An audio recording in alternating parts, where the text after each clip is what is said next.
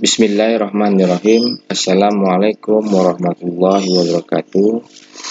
Puji syukur kepada Allah Subhanahu wa Ta'ala, yang mana kesempatan ini kita dapat diberikan kesehatan, nikmat iman, nikmat menjalankan hidup, dan kita doakan bersama semoga kita dapat diberikan kesehatan dan terhindar dari segala penyakit yang ada. Selawat dan salam tak lupa pula kita panjatkan kepada Nabi besar junjungan alam, Nabi besar Muhammad SAW, dengan mengucapkan Allahumma sholli ala Muhammad wa ala ali Muhammad. Baik yang saya hormati, saya sayangi mahasiswa terkhusus kelas A1, A2, A3, A4, B1, B2, B3, mata kuliah Hukum Lembaga Keuangan Syariah, yang saat ini kita akan membahas materi keempat terkait mengenai pasar modal syariah. Adapun materi yang akan saya sampaikan dari sub pasar modal syariah ini adalah pengertian pasar modal syariah, yang B-nya fungsi dan karakteristik pasar modal syariah, yang C struktur pasar modal syariah, yang D instrumen pasar modal syariah, yang E risiko pasar modal syariah. Baik, kita bahas satu persatu. Kalau kita lihat dari latar belakang bahwa pasar modal merupakan salah satu tonggak penting dalam perekonomian dunia saat ini. Jadi banyak industri dan perusahaan yang menggunakan institusi pasar modal sebagai media untuk menyerap investasi dan untuk memperkuat posisi keuangan. Bahkan perekonomian modern tidak akan mungkin maju dan berkembang tanpa pasar modal. Jadi secara umum pasar modal syariah dan pasar modal konvensional tidaklah jauh berbeda. Jadi hanya saja pasar modal syariah sangat mengedepankan prinsip syariah, ya, yang kita telah pelajari tentang lembaga keuangan Islam dan keuangan syariah yang berdasarkan kepada Al-Quran dan Sunnah, gitu ya. Jadi pasar modal syariah ini dikembangkan dalam rangka mengakomodir kebutuhan umat Islam yang ingin melakukan investasi di produk-produk dan instrumen pasar modal yang sesuai dengan syariat Islam, ya. Jadi apa yang diinvestasikan dengan uang yang dimiliki oleh investor, oleh masyarakat, tentunya ingin tepat sasaran dan sesuai dengan ajaran Islam yang dianut oleh masyarakat atau investor tersebut. Jadi dengan semakin beragamnya instrumen-instrumen di pasar modal syariah, diharapkan masyarakat akan memilih alternatif investasi yang sesuai dengan keinginannya, yang memberikan keuntungan baginya. Jadi untuk mengembangkan pasar modal syariah di Indonesia, ini harus ada perkembangan instrumen-instrumen pasar modal yang dikuatkan dengan fatwa ya, Dewan Syariah Nasional, Majelis Ulama Indonesia, ya, serta perkembangan kelembagaan dan struktur pasar modal itu sendiri yang selalu dipantau oleh Bapepam, atau sekarang yang lebih diarahkan kepada Otoritas Jasa Keuangan atau OJK. Jadi oleh karena itu dibutuhkan pengembangan kerangka hukum untuk memfasilitasi pengembangan pasar modal syariah ini, serta mendorong pengembangan instrumennya, ya.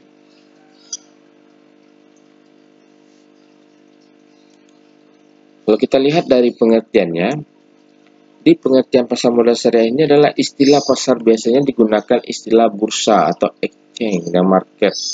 Jadi sementara itu untuk istilah modal sering digunakan istilah efek atau securities atau stok, ya.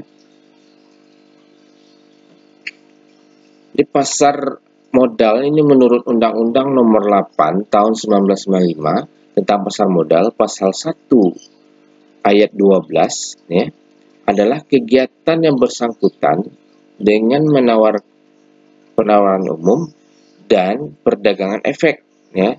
Jadi perusahaan publik yang berkaitan dengan efek yang diterbitkannya serta lembaga dan profesi yang berkaitan dengan efek, ya. Sedangkan yang dimaksudkan dengan efek pada pasal 1 ayat 5 ini adalah surat berharga, yaitu surat pengakuan utang, ya. Surat berharga konvensional, saham, obligasi, tanda bukti uang, dan unit penyertaan kontrak investasi kolektif kontrak berjangka atas efek dan setiap derivatif dari efek itu. Di pasar modal ini dikenal dengan nama bursa efek, ya.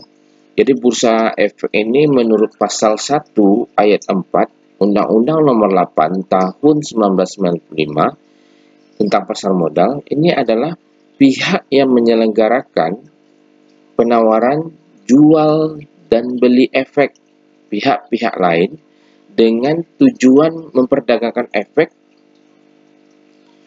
di antara mereka, ya. Jadi bursa efek di Indonesia dikenal dengan bursa efek Jakarta, ya, atau BEJ saat ini. Kalau dulu sebenarnya bursa efek ini ada dua, yang pertama di Jakarta, yang satu di Surabaya, ya. Yang itu pada tanggal 30 Oktober 2007 ada bursa efek Surabaya dan bursa efek Jakarta. Ini sudah di-merger dengan nama Bursa Efek Indonesia, ya, sehingga dengan demikian hanya ada satu pelaksanaan Bursa Efek Indonesia, itu Bursa Efek Indonesia.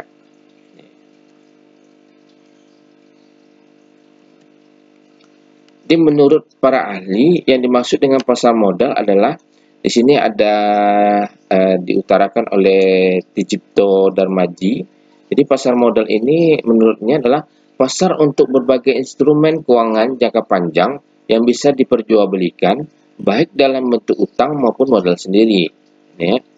Sedangkan Dahlan Syamad ini menyatakan bahwa pasar modal itu adalah dalam arti sempit suatu tempat terorganisasi di mana efek-efek diperdagangkan yang disebut bursa efek atau stock exchange adalah suatu sistem yang terorganisasi yang dipertemukan penjual dan pembeli. Efek yang dilakukan baik secara langsung maupun dengan melalui wakil-wakilnya. Ada juga John Downes dan Jordan alias Goodman yang menyatakan bahwa pasar modal itu adalah pasar di mana dana, modal utang, dan ekuitas diperdagangkan. Di dalamnya termasuk penempatan pribadi, sumber-sumber utang, dan ekuitas, dan juga pasar-pasar dan bursa-bursa terorganisasi. Okay.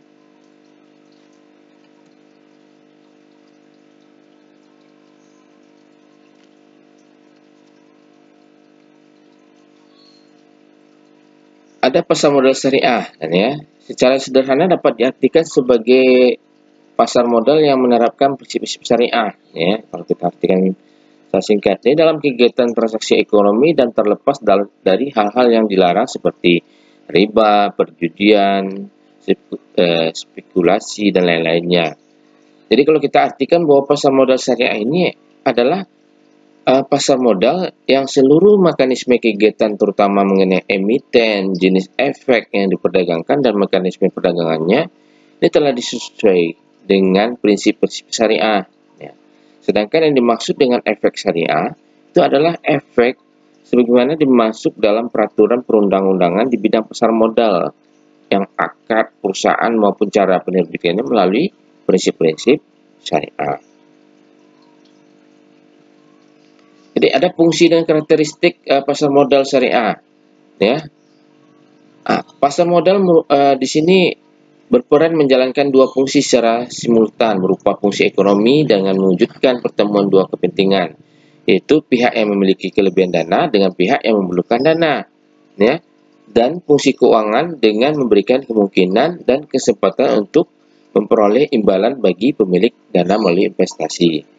Jadi ada fungsi keuangan, ya. Pasar modal berperan sebagai sarana bagi pendanaan usaha atau sebagai sarana bagi perusahaan untuk mendapatkan dana dari masyarakat atau pemodal atau investor. Jadi dana yang diperoleh dari pasar modal dapat digunakan untuk perkembangan usaha, ekspansi, penambahan